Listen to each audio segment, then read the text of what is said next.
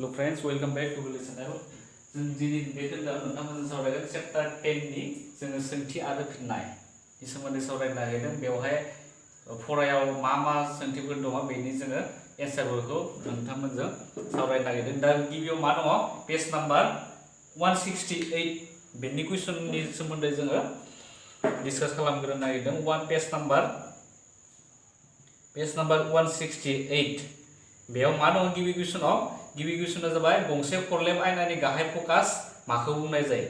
दा खरलेब आयना माबोरैमोन खरलेब आयनानि जा आयनानि स्ट्राक्चार पेज नाम्बार 168 नि कुइसन नाम्बार 1 आ जाबाय खरलेब आयना माबोरै दंमोन। खरलेब आयना जाबाय बेहा मा दबनाय थामहिनबा रिफिग्रा बिखुङा मा गोथौयै दबनाय बेखौ जोङो बेबायदि जुदि दबनाय थायोबा बेखौ मा खरलेब आयना बुंनाय जायोमोन। आरो नैबे जाबाय मा जोङो बे सार्कलखौ आखिनोब्ला मोनसे मा खेंख्रा मिरु नांगौ जायो सि नांगौ जायो। दा बेनिफ्राय आरो नैबे सि आरो नैबे पि नि जा गेजेरनि पइन्ट बिन्दो बेखौ बुंनाय जायो फकास। दा बेखौ मा सोंनाय जादों गंसे खरलेब आयनानि गाहाय फकासआ माखौ बुङो। दा नोंथांमोना बेखौ एसे माने बानायनानै थियरि हिसाबाव लिरनो हागोन नोंथांमोना। दा बे पिक्चारखौ नोंथांमोना आखिनो नाङा, बेनि जा एन्सारखौ नोंथांमोना लिरनो हाया। आं नोंथांमोननो बुंनानै होनो नागिरदों खरलेब आयनानि बिथिङाव गाहाय अक्षनि लिग रोदाफोरा रिफिनायनि उनाव गाहाय अक्षनि सायाव आयनानि मोखाङाव थानाय मोनसे बिन्दोसिम नांजाब मोखां जायो। बे बिन्दोखौ खरलेब आयनानि गाहाय फकास बुङो। दा नोंथांमोना बे बुंफुरलुखौ लिरनानै लानो हागोन। बेनिफ्राय दा नोंथांमोना बुजिखाबाय जानांगौ बुंफुरलुखौ जेब्ला बे मा गाहाय फकासनि लिगै थांनाय सोरां रोदाफोरा बेबायदि सापज थांबाय, सोरां रोदाफोरा थांबाय, बेनिफ्राय रिफिनायनि उनाव मा बे फकासनि गेजेरजों ओरै बारबोगोन। दा बेखौनो बुंनाय जादों माने बे फकासाव नांजाबफैगोन। दा बेनो जाबाय मा खरलेब आयनानि गाहाय फकास बुंनाय जायो। दा नोंथांमोना आं बुंफुरलुखौ जाबायदि बुंदोंमोन बेबायदि लिरनानै होनो हागोन। बेनिफ्राय नेक्स्ट कुइसनाव सोंदो कुइसन नाम्बार 2 आ जाबाय गंसे दुलुर आयनानि खेंख्रा सखावा 20 सेन्टिमिटार।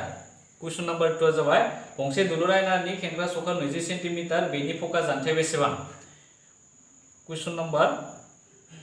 2 नि एन्सारा जागोन बेनि सलुसना जाबाय मावफुंथाया जाबाय बेवहाय मा होनाय दङ खेंख्रा सखाव होनाय दङ। जों खेंख्रा सखावखौ माजों दिन्थिनाय जायोमोन। खेंख्रा सखावखौ जोङो होनाय दं बेबायदि लिरनो नांगोन। होनाय दं खेंख्रा सखावा बेसां खेंख्रा सखाव जों आर जों बेखौ दिन्थिनो हाया। आरनि माना बेवहाय सोंथियाव होनाय दङ 20 सेन्टिमिटार बे होनाय दङ। बेनिफ्राय जोंखौ मा दिहुननो होदो फकास जानथाय बेसेबां। जोङो फर्मुला मोनदोंमोन जे मा फर्मुला मोनदोंमोन R = 2F। जों बे फर्मुलाखौ इउज खालामनांगोन। जों मोनथिगौदि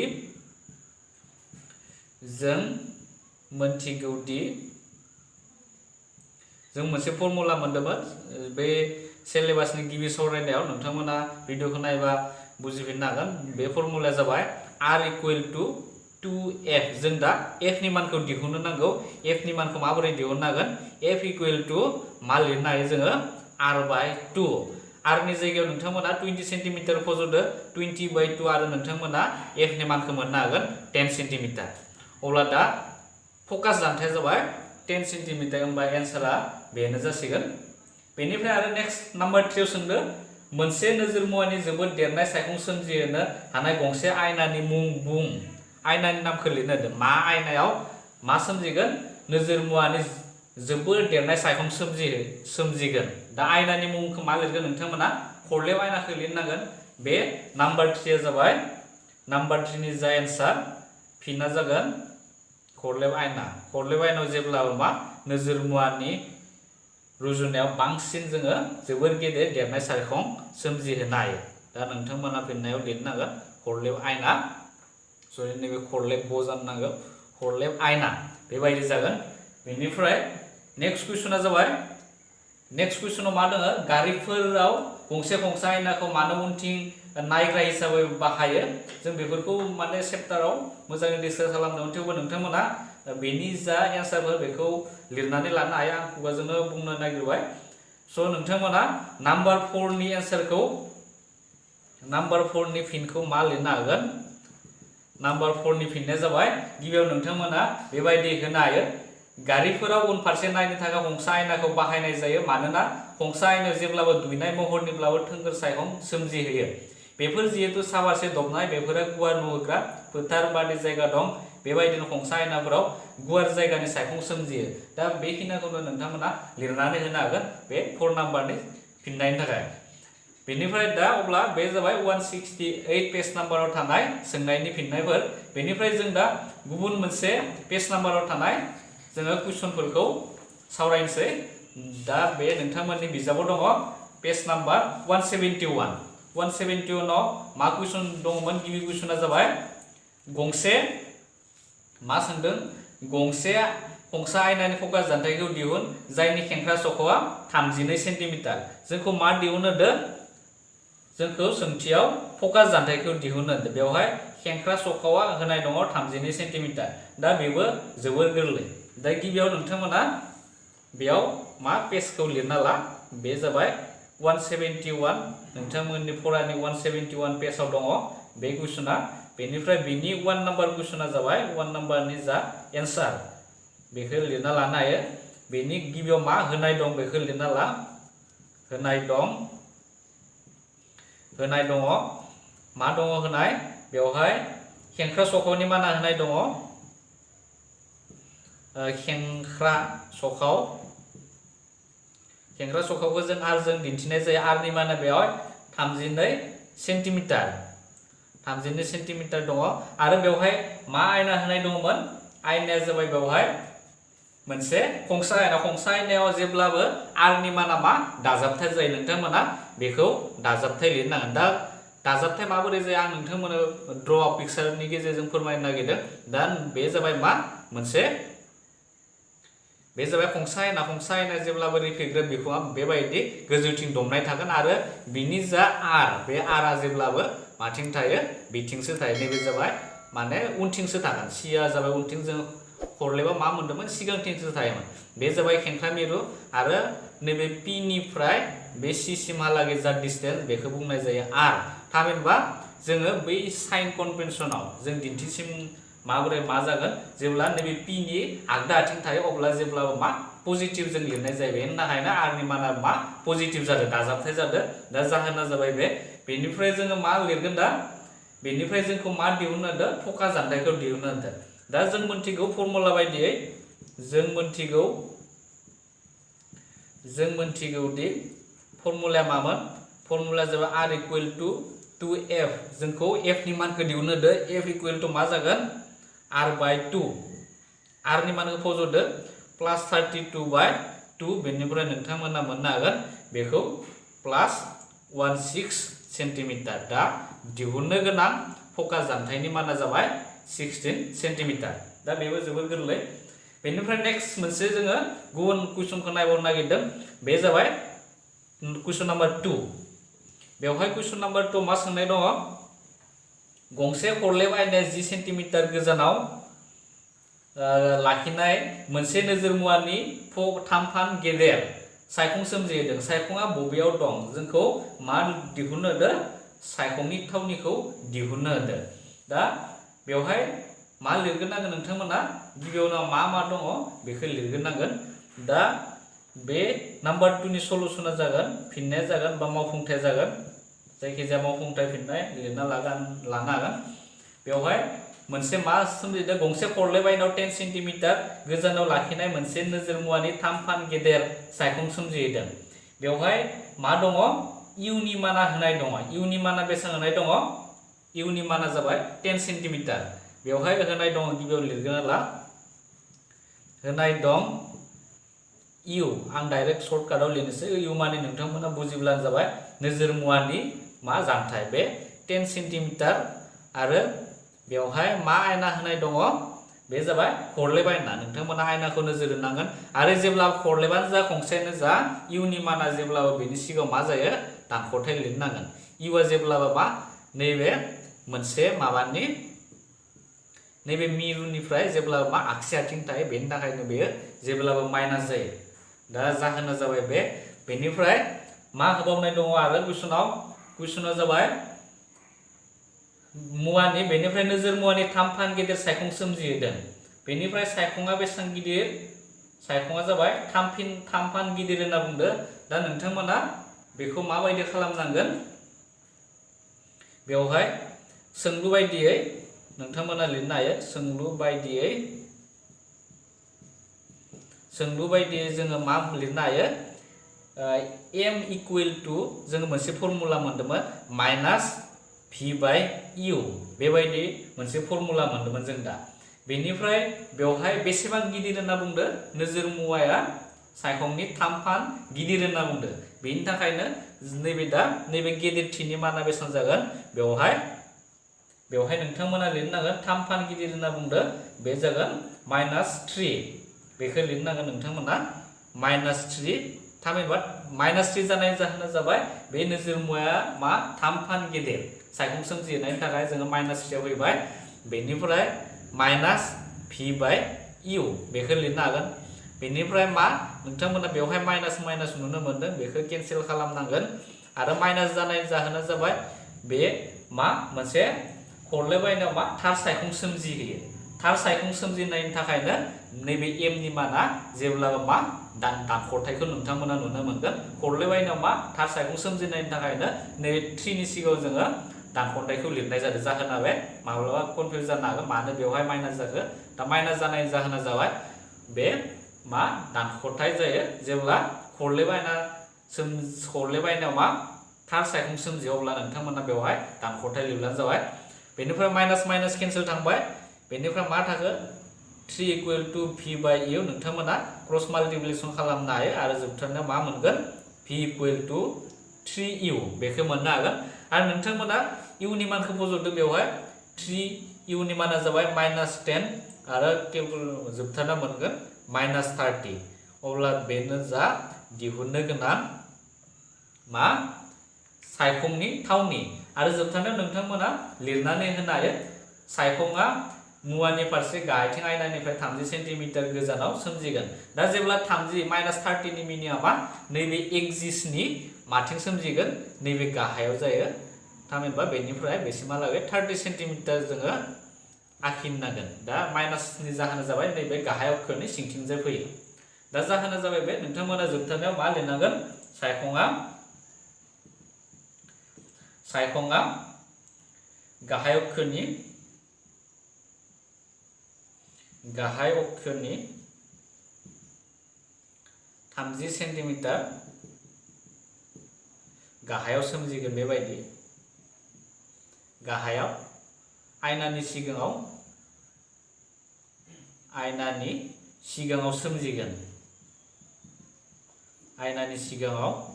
सोमजिगोन दा बेबायदि लिरना होनो हागोन जोबथारनायाव बेबायदि लिरना होबानो जाबाय दा बेनो जाबाय कुइसन नाम्बार 2 नि सोंनायनि फिननायमोन बेनिफ्राय जों दा गुबुन मोनसे पेज नाम्बाराव आगान सुरनोसै नोंथांमोननि बिजाबाव बेसेबां पेज नाम्बाराव दङ कुइसना बे जाबाय पेज नाम्बार जोङो 176 बेयाव थानाय कुइसनखौ जोङो सावरायनो नागिरदों 176 पेज नाम्बार नोंथांमोना जेब्लानाखि भिडिअखौ नायगोन नोंथांमोना गावबा गावनि बिजाबखौ लाफा आरो लोगोआव नोट्स कपिखौ लाफा थामहिनबा बहिखौ लाफानो होदो नोंथांमोना बहिजों लोगोसे बुकखौ लानानै नोंथांमोना प्रेक्टिस खालामलांफानो हागोन बेनिफ्राय दा 176 पेज नाम्बाराव मा सोंदों बेवहाय 176 नि गिबि कुइसना जाबाय बुंफुरलु दा बुंफुरलु बेयाव कुइसनाव मा सोंनाय जादों 1 नाम्बाराव बारनि गेजेरजों थांनाय मोनसे सोरनि रोदाया दैयाव खेंस्लायै हाबहैदों सोरांनि रोदाया थोंगोरनि खाथिथिं दबलांगोन ना गोजानथिं दबलांगोन मानो बे मोनसे जाहोनखौ सोंदों नोंसोरनाव दा जोङो बेवहाय रिफिखननायनि बाथ्रा हाबना दङ बे कुइसन नाम्बार 1 आव दा जेब्लानाखि सोरां रोदाया थोंगोरनि खाथिथिं दबलांगोन अब्ला मा जागोन बेखौ फोरमायनो होदो दा नोंथांमोना बेखौ लिरना लानो हायो कुइसन नाम्बार 1 खौ कुइसन नाम्बार 1 नि जा फिननाय आं खुगाजों नोंथांमोना बुंनानै होनो नागिरदों नोंथांमोना एन्सारखौ लिरना ला दा बेनि एन्सारा जाबाय सोरां रोदाया थोंगोरनि खाथिथिं दबलांगोन गोबासिन बिजों बाराव सोरांनि गोख्रैथिया रोजासिन बिजों दैनिख्रुइ बांसिन बारनिफ्राय सोरां रोदाया दैयाव हाबनाय लोगो लोगो गोख्रैथिया खमायनानै दबलांगोन दा जाहोना जाबाय बेनो बेवहाय बांद्राय नोंथांमोना गोलाव लिरनो नाङा जा सोंदों बेखौ डाइरेक्ट लिरब्लानो जागोन बेनिफ्राय नेक्स्ट कुइसना जाबाय बेवहाय मा सोंदों नेक्स्ट कुइसना जाबाय बे मोनसे जाबाय मा प्रब्लेम मेथ्स बानायनांगोन जों बेखौ कुइसन नम्बर 2 खौ कुइसन नम्बर 2 आ जाबाय कुइसन नम्बर 2 मा सोंदों 1.50 रिपिकन बिसानाव थानाय सोरांनि रोदाया बारनिफ्राय ग्लाससिम हाबहैदों नोंथांमोना बिजाबाव गावबा गावनि बिजाबफोराव कुइसनखौ नायलांबाय थाखा आं बेवहाय नोंथांमोननो दिन्थिना होनाय जायाखै जास्ट पेज नाम्बार आरो कुइसन नम्बर 2 खौ बा कुइसननि नाम्बारखौ लिरना होनाय जादों दा बेवहाय कुइसनाव मा दङ 1.50 रिपिकन बिसान थानाय सोरांनि रोदाया बारनिफ्राय ग्लाससिम हाबहैदों ग्लासाव सोरांनि गोख्रैथिया बेसेबां लाथिख'आव सोरांनि गोख्रैथिया 3 × 10⁻8 मिटार पार सेकेन्ड दा बेबायदि दङ जोंखौ मा दिहुननो होदों ग्लासाव सोरांनि गोख्रैथिखौ दिहुननो होदों दा गिबियाव मा लिरनांगोन नोंथांमोना बेवहाय मा होनाय दङ बेखौ लिरना ला होनाय दं बेवहाय मा होनाय दं ग्लासनि रिपिकन बिसान होनाय दोङो नोंथांमोना बेखौ लिरना लानो हागोन ग्लासनि रिपिकन बिसान बे जाबाय मा जोङो इटा जि माने ग्लासखौ नोंथांमोना मिथिना ला जियाव सिङाव जि लिरनाय माने ग्लास बे जाबाय 1.50 होनाय दङ बेनिफ्राय मा होबावनाय दोङो लाथिख' सोरांनि गोख्रैथि बे होनाय दोङो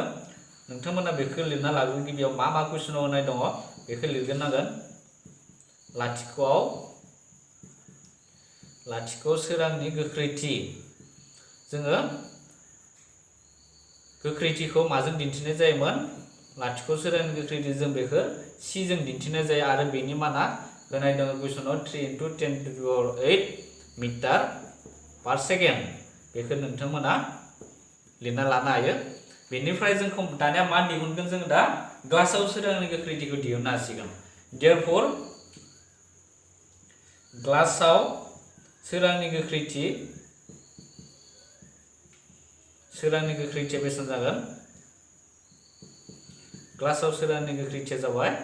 जोङो फर्मुला मोनसे मोनदोंमोन बे फर्मुलाखौ नोंथांमोना इउज खालामनो हायो बे जाबाय सायाव मा सोरांनि गोख्रैथि लाथिख' सोरांनि गोख्रैथि डिवाइड बाय नैबे जाबाय बिजोङाव सोरांनि गोख्रैथि सिङाव थागोन स' नोंथांमोना बेबायदि फर्मुलाखौ लिरनो हानाय c आ जाबाय इटा जि नैबे बेनिफ्राय मानफोरखौ फज'ना c नि माना बेसेबां 3 × 10⁸ बेनिफ्राय जोबथारनो बेखौ फज'ना होदो 1.5 दा बेबायदि जोङो मोनबाय बेनिफ्राय नोंथांमोना दा बेखौ डिवाइड खालामनायाव माबाफोर कनफ्यूज दङबा सोंहरनो हागोन दा बेफोरखौ क्लास 10 हिसाबै नोंथांमोना बेफोरनि फारसे पुरा नलेज थाखानांगोन जे डिवाइड खालामबा 3 खौ जोङो 1.5 जों डिवाइड खालामबा बेनि फिननायखौ नोंथांमोना मा मोननो हागोन बेनि फिननाया जाबाय 2 मोनगोन जोङो जेब्ला नोंथांमोना 3 खौ 1.5 जों डिवाइड खालामो नोंथांमोना केलकुलेटरखौ गावबा गाव खालामनाय 2 × बेनिफ्राय 10⁸ खौ जोङो लिरफिननांगोन 10⁸ इउनिटआ मा जागोन इउनिटआ इम्पर्टेन्ट बे जाबाय गोख्रैथिया जेब्ला मा जायो मिटार पार सेकेन्डआनो जायो दा बे जाबाय बेनि एन्सार कुइसन नम्बर 2 नि फिननाय जोबोद गोरलै नोंथांमोना अनलि मा फर्मुलाखौ गोसोआव लाबानो हागोन बेनिफ्राय जों गुबुन मोनसे कुइसन नायबावनोसै नोंथांमोननि बिजाबाव थानाय कुइसन नम्बर 3 176 पेज नम्बरनि कुइसन नम्बर 3 आव मा सोंदों बेखौ नायनोसै दा कुइसनाव मा सोंनाय जादों बेवहाय थख'लाय 10.3 निफ्राय बयनिख्रुइ बांसिन सोराङारि रोजोथि थानाय बिजोंखौ दिहुन आरो बयनिख्रुइ खमसिन सोराङारि मा सोंदों बयनिख्रुइ बांसिन खमसिन सोराङारि रोजोथि थानायखौबो दिहुन दा नोंसोरखौ बेयाव जोङो चेप्टाराव जेब्ला नोंथांमोना फरा हाबगोन अब्ला मोनसे टेबल मोनगोन बे जाबाय नोंथांमोननि 10.3 थख'लाय बे नोंथांमोननि 10.3 आव मा मोनगोन नोंथांमोना बेयाव नायनानैसो नोंथांमोनखौ मा बेखौ लिरनो होदो थख'लाय 10.3 आव मा दङ बेयाव जाबाय मोनसे टेबल दङ माने सोरांनि मा मोनसे बिजोंया सोरांनि रिपिकन बिसानफोरा बारा बेयाव होनाय दङ दा नोंथांमोना जेब्ला बेयाव नायगोन अब्ला नोंथांमोना बयनिख्रुइ खमसिन सोराङारि रोजोबथि थानाय बिजोङा जाबाय बारखौ नोंथांमोना मोननो हागोन आरो बयनिख्रुइ बांसिन बे रिपिकन बिसान थानाय बे जाबाय मा नोंथांमोना जेब्ला टेबलखौ नायगोन अब्ला नोंथांमोना बेवहाय नुनो मोनगोन हिराया जाबाय बयनिख्रुइ बांसिन स' नोंथांमोना बेवहाय लिरनो नांगोन बेवहाय एसे बाथ्राजों लिरना ला दा माबोरै लिरगोन लिरनायखौथ' नोंथांमोना हाखागोन जानांगौ दा बयनिख्रुइ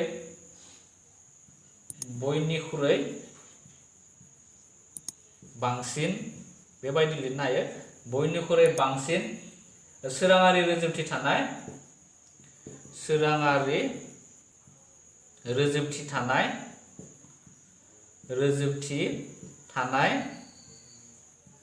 बिजों बे जाबाय मा जागोन हिरा बे जाबाय बिजोङा हिरा आरो मा लिरनांगोन नोंथांमोना रिफिकन बिसाना जागोन बेखौ लिरनांगोन रिफिकन बिसानआ बेसेबां रिफिकन बिसाना जाबाय हिरानि रिफिकन बिसाना बेसेबां नोंथांमोना टेबोलखौ जेब्ला नायगोन अब्ला नोंथांमोना बेवहाय मोननो हागोन 2.42 दा जाबाय एन्सारा बे आरो बयनिख्रुइ खमसिन नोंथांमोना बेखौ लिरबानो जाबाय बयनिख्रुइ मा बांसिननि जायगायाव नोंथांमोना खमसिन लिरना ला बयनिख्रुइ खमसिन सोरां रोजोबथि थानाय बिजोङा मा जागोन गुबुन मोनसेया जाबाय गुबुन मोनसेया दा सेन्टेन्सखौ एसे लिरना ला नोंथांमोना गावबा गाव दा आं लिरबाय थाबा एसे गोलाव जालांगोन भिडिअआ बेनिखायनो आं नोंथांमोनजों एसेबां लिरनाय जायाखै बेखौ आं जास्ट नोंथांमोननो बे प्रब्लेम बे अंक मेथ्स थाब्लासो एसे बुजायना मोजाङै बुजायना होनाय जायो दा थियरिखौ नोंथांमोना हाखागोन आरो गुबुन मोनसेया मा लिरगोन नोंथांमोना दा एसे बानायना लिरबानो जाबाय नोंथांमोना नैखौ एसे सिगाङाव बयनिख्रुइ बांसिन जायगायाव नोंथांमोना खमसिन लिर खमसिन सोराङारि रोजोबथि थानाय बिजोङा हिरा आरो रिफिकन बिसाना 2.42 आं डाइरेक्ट नैयाव सर्टकाट एसे लिरना होबाय दा नोंथांमोना बेवहाय मा लिरनांगोन बेवहाय जाबाय बार बेनि रिफिकन बिसाना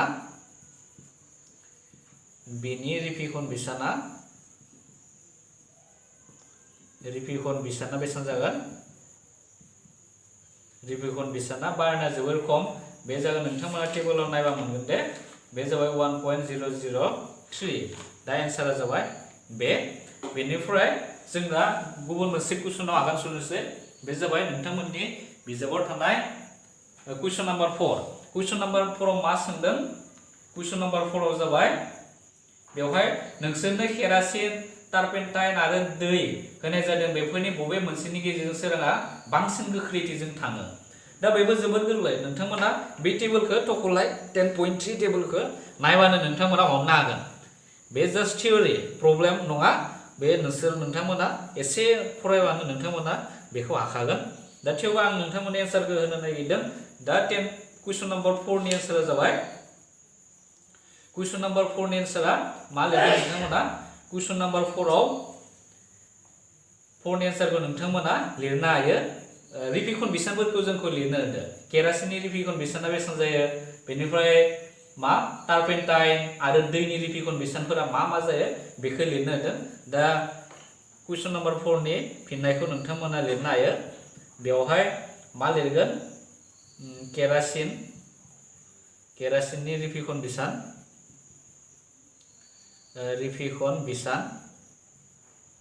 बे जागोन केरासिननि रिफिकन बिसाना बेसेबां 1.44 बेनिफ्राय आरो मा दङ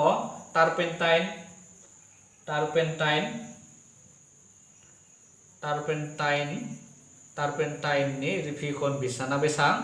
टारपेन्टाइन 1.47 बेनिफ्राय आरो मा लिरगोन जोबथारनायाव दैनि रिफिकन बिसाना मा जाबाय 1.33 दा बे जाबाय जोबोद गोरलै फिननाय नोंथांमोना बे रिफिकन बिसानखौ गोसोआव लाखिनो नाजा दा माब्लाबा एग्जामफोराव सोंनो हानाय नोंथांमोना आरो कुइसन पेपारखौ नाय आरो कुइसन पेपारखौ लास्ट टाइमनि जा सोंनायफोर 2020 नि सिगां बा 2019 आव मा फैदोंमोन 2018 आव मा फैदोंमोन बेफोरनि जा सोंनायफोरखौ नोंथांमोना बुथुम आरो नोंथांमोना कुइसन बेंकआवबो मोनगोन कुइसन बेंकखौ नोंथांमोना बायनानै ला आरो जोङो बे सिलेबास माने नोंथांमोननि जा फोरोंनाय बे फोरोंनायखौ जोबनायनि उनाव नोंथांमोनजों जोङो कुइसनखौ डिसकास खालामगोन आरो जोङो मोननैसो इयारनि जोङो कुइसन पेपार सल्भ खालामनो नाजागोन स' नोंथांमोना बेनि सिगाङावनो कुइसन पेपारफोरखौ कालेक्ट खालामनो नाजा बेवहाय आरो नेक्स्ट कुइसना मा दङ 5 नम्बर हिरानि रिफिकन बिसना 2.42 बे बाथ्रानि ओंथिया मा बेबायदि फैबाय थायो एग्जामाव बे 5 नम्बर कुइसन बायदि फैखाबाय थायो नोंथांमोना जेब्ला कुइसनखौ नायगोन अब्ला एसे आयदा मोनगोन दा बे जाय कमन कुइसन 5 नम्बरा कुइसन नम्बर 5 नि फिननायखौ नोंथांमोना लिरना लानो हायो गोरलै जोबोद गोरलै हिरानि रिफिकन बिसना 2.42 बेनि ओंथिया डाइरेक्ट लिर बेनि ओंथिया मा एसे बाथ्राखौ एसे सिगांनिफ्राय बानायना लिरबा मोजां आं डाइरेक्ट सर्टकाटाव लिरना होनोसै बेनि ओंथिखौ मा लिरगोन बेनि ओंथिखौ एसे लिरदो बेनि ओंथिया जाबाय बार आरो मा लिरगोन बार आरो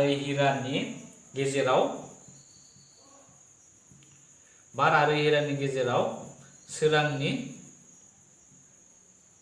गोख्रैथिया बेसेबां जागोन गोख्रैथिया सरि नेयाव नोंथां सेन्टेन्सआ जायाखै गोख्रैथिनि लिरना ला गोख्रैथिनि रुजुथाया बेसेबां बेखौ लिरदो 2.42 दा एन्सारा जाबाय बेनो नोंथांमोना एसे सिगाङाव एसे मा लिर हिरानि रिफिकन बेसेना 2.42 बेखौ लिरनायनि उनाव नोंथांमोना बेनि ओंथिया जाबाय बार आरो हिरानि गेजेराव सोरांनि गोख्रैथिनि रुजुथाया 2.42 दा बेबो जोबोर गोरलै बेबायदि कमन टाइप फैयो 2019 आवबो बे टाइपनि फैदोंमोन 2020 आव माबोरै फैदों बेखौ मोनथिथ'लिया आं कुइसन पेपारखौ नायनाय जायाखै स' नोंथांमोना कुइसन पेपार दङब्ला नायनो नाजा बे लेसनाव मा टाइपनि सोंनाय फैदोंमोन आरो नोंथांमोना बे लेसननिफ्राय बेसेबां मार्क फैगोन टटेल बेखौ नोंथांमोना मोनथिनाया मोजां चेप्टार वाइज बेसेबां मार्क फैगोन साप'ज कुइसन चेप्टार 10 निफ्राय बेसेबां मार्क फैगोन बेखौ नोंथांमोना मोनथिनाया मोजां चेप्टार 11 निफ्राय बेसेबां मार्क फैगोन 12 निफ्राय बेसेबां मार्क फैगोन बेखौ मोनथिनाया मोजां आरो जायफोर मोनथियाखै नोंथांमोना सिन्था खालामनो नाङा जों बेनि जा डिटेल्सफोर दा चेप्टार 10 निफ्राय बेसेबां मार्क फैगोन 11 निफ्राय बेसेबां मार्क फैगोन मा टाइपनि फैगोन कुइसना मा कुइसन 1 नि मोनबेसे फैगोन कुइसन 2 नि मोनबेसे कुइसन फैगोन दा बेफोरखौ नोंथांमोननो होनाय जागोन नोंथांमोना अनलि मा जोंनि चेनेलजोंल' सोमोन्दोआव लाखिबाय था आरो नोंथांमोना भिडिअखौ नायनायनि उनाव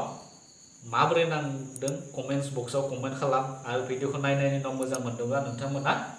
लोगोफोरनो शेयार खालाम जाहाथे गुबुनफ्राबो बे भिडिअखौ नायनानै एफा एनै सोलोंनो हायो एफा एनैल' नङा नोंथांमोना गोबांखौनो सोलोंनांगोन जों मानो होनब्ला नोंथांमोननि बिजाबाव थानाय पुरा टटेल सिलेबासखौनो जों फोरोंनो नागिरदों स्टेप बाय स्टेप मा इम्परटेन्ट दङ बेखौ जोङो पुरायै नोंथांमोननो होनाय जागोन सोंनायनिफ्राय हमनानै टपिकनिफ्राय हमनानै गासैबो नोंथांमोननो फोरोंनाय जागोन स' नोंथांमोना भिडिअखौ गावबा गावनि लोगोफोरनो शेयार खालामनो हायो बेनिफ्राय आरो नेक्स्ट कुइसनाव मा दङ नेक्स्ट कुइसनखौ जों आगान सुरनोसै नेक्स्ट कुइसनाव बेवहाय नेक्स्ट कुइसना दङ 184 पेज नाम्बार नोंथांमोननि बिजाबाव थानाय फरा बिजाबाव थानाय 184 पेज नाम्बार बेवहाय 184 पेज नाम्बाराव मा सोंनाय जादों 184 पेजाव जाबाय नोंथांमोना बिजाबखौ लाखाबाय था जेब्ला बे भिडिअखौ नायगोन दा 184 पेजाव मा दङ बेवहाय प्रब्लेम दङ गिबियाव प्रब्लेम गैया बे मोनसे जास्ट फिसा कुइसन सोंदों थियरि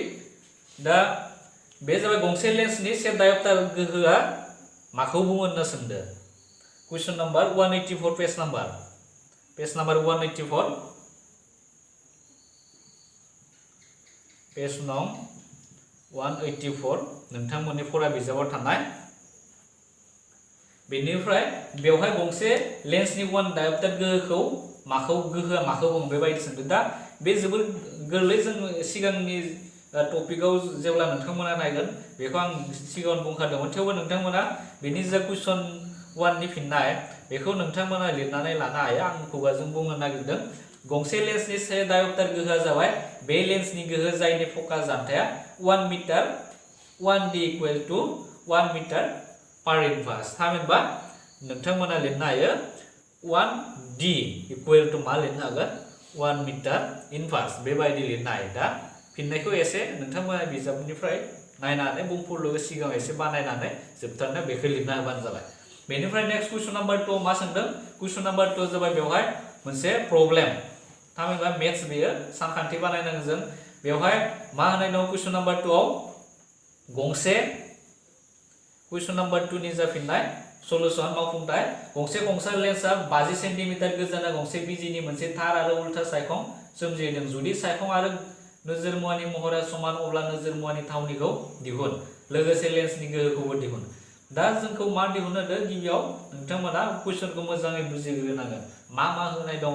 आरो मा दिहुननो होदों बेफोरखौ नोंथांमोना गिबियाव बुजिग्रोनांगोन। दा बेवहाय कुइसनाव मा होनाय दङ? मोनसे मा 50 सेन्टिमिटार जाबाय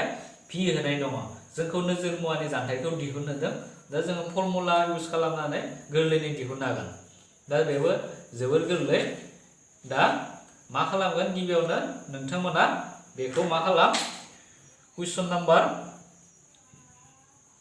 2 नि जा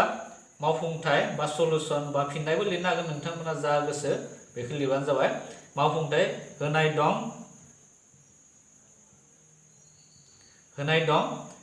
भि नि माना होनाय दं बेयाव भि नि माना जाबाय मा प्लास 50 सेन्टिमिटार जागोन 50 सेन्टिमिटार आरो बेवहाय मानो दाजाबथाय जादों नोंथांमोनाथ' मिथिखागोन कंसा लेन्सआव मा जेब्लाबो भि नि माना मा दाजाबथाय जायो। दा जेब्ला आं नोंथांमोननो बेखौ बेनि बागै दाजाबथाय माब्ला जायो मोनसे आं टेबल बानायनानै नोंथांमोननो दिन्थिनाय जादोंमोन। नोंथांमोना बे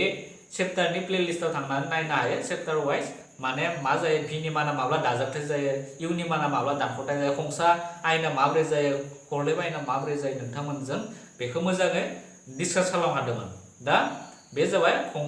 मा दङ कंसा आयनानि थाखाय बेयो मा दाजाबथाय जायो। बेनिफ्राय मा होबावनाय दङ आरो जेबो गैला बेवहाय आरो मोनसे बाथ्रा होनाय दङ बे जाबाय जुदि सायखं आरो नोजोर मुवानि महरा समान अब्ला नोजोर मुवानि थावनिखौ दिहुन आरो बेवहाय सायखं आरो नोजोर मुवानि माना जेब्लाबो समान होनना बुंदों। बेवहाय नोंथांमोना लिरना लानो हायो सायखं आरो नोजोर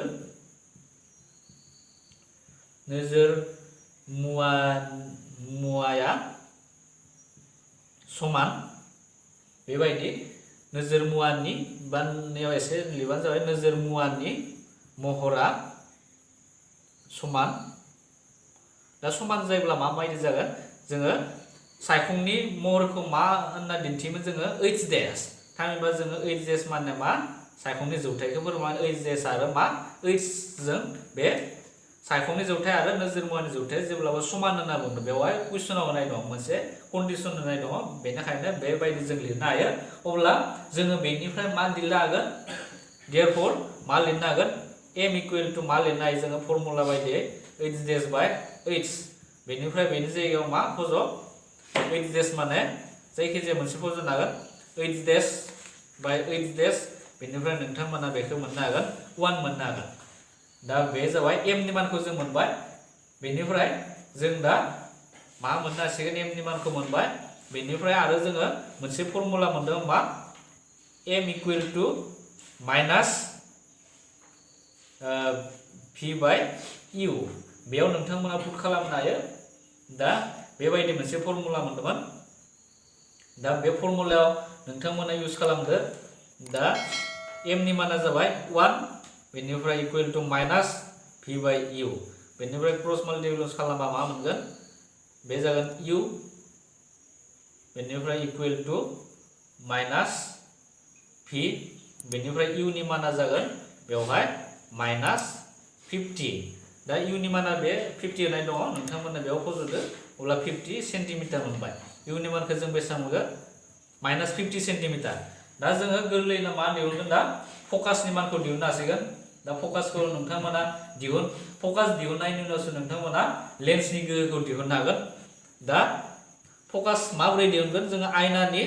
मावसुलुखौ बाहायनानै सरि आयनानि नङा बे लेन्सनि मावसुलु बाहायनानै जोङो दिहुननो हागोन दा लेन्सनि मावसुलुआ माबोरै जागोन लेन्सनि मावसुलुआ जाबाय लेन्सनि मावसुलु बाहायनानै लेन्सनि मावसुलु बाहायनानै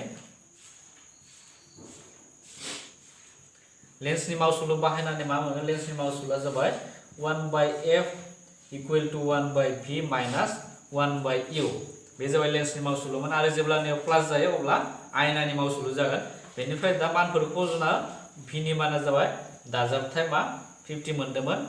आरो u नि माना जाबाय माइनास मा जागोन 50 बेनिफ्राय जेब्ला नोंथांमोना बेखौ एलसिएम लानायनि उनाव मा लानो हायो 50 बेनिफ्राय बे जागोन सायाव मा लिरनो हायो जोङो नैखौ मोनसे स्टेप खालामबाव बे जागोन मा 1/50 माइनास प्लास 1/50 बेनिफ्राय 50 कमन लानो हायो जों एलसिएम लाबाय 1 प्लस 1 बेनिफ्राय मा मोनगोन 2/50 बेनिफ्राय मा लिरनो हागोन 1/, नैयाव जाबाय 25 लिरनो हागोन बेनिफ्राय आरो जोबथारनायाव जोङो फकासनि माना जागोन फकासनि माना इमप्लाइज अफ 1/f मा मोनदोंमोन जोङो 1/25 नोंथांमोना बेखौ क्रस माल्टिप्लिकेसन खालामबा मा मोनगोन 25 बेवहाय दाजाबथाय लिरबानो जाबाय 25 सेन्टिमिटार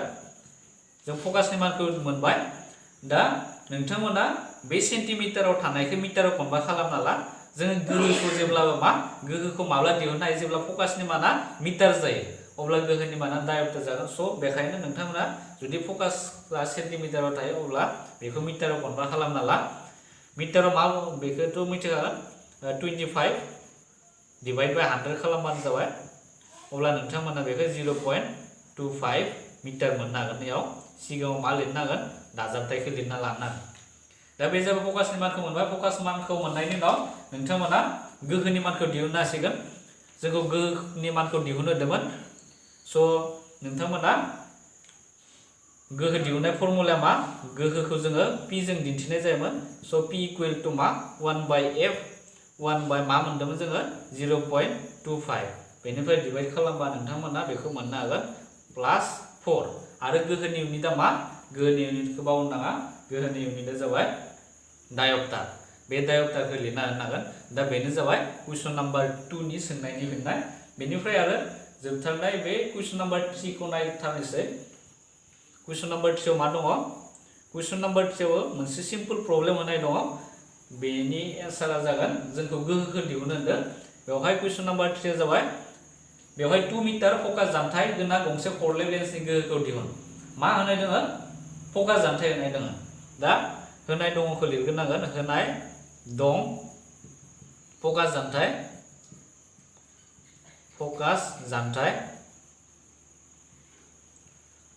बेसेबां होनाय दङ f नि माना होनाय दङ f नि माना जाबाय 2 मिटार f नि माना 2 मिटार आरो नोंथांमोना बेखौ गोसोआव लागि जे बेवहाय मा 2 मिटार आरो बेवहाय आयना होनाय दङ बे आयना जाबाय खरलेब लेन्स होनाय दङ आरो खरलेब लेन्सनि थाखाय जोङो नै भेलुनि जायगायाव जोङो मा माइनासखौ फज'नांगोन बे जाबाय जाहोन बेनिफ्राय दा फर्मुला हिसाबै जोङो लिरनो हायो देयरफर पावारनि गोहोनि माना जागोन गोहो p इक्वल टू मा लिरनो हायो 1/f बेनिफ्राय मानखौ फज'दो 1/-2 बेनिफ्राय मा जासिगोन एन्सारा नोंथांमोना बेखौ मोननो हागोन डिवाइड खालामनायनि उनाव 0.5 d जोबथारनायाव d खौ लिरबानो जाबाय स' बेनो बे पेज नाम्बार 184 आव थानाय कुइसन नाम्बार 3 नि फिननायमोन स' लोगोफोर भिडिअ बांद्राय गोलाव जाबाय स' नोंथांमोना भिडिअखौ माबोरै नांगौ कमेन्ट्स खालाम आरो भिडिअखौ नायनायनि उनाव मोजां मोनोब्ला लाइक खालाम शेयार खालाम एन्ड सापर्ट खालाम स' लोगोफोर थेंक इउ फर वाचिं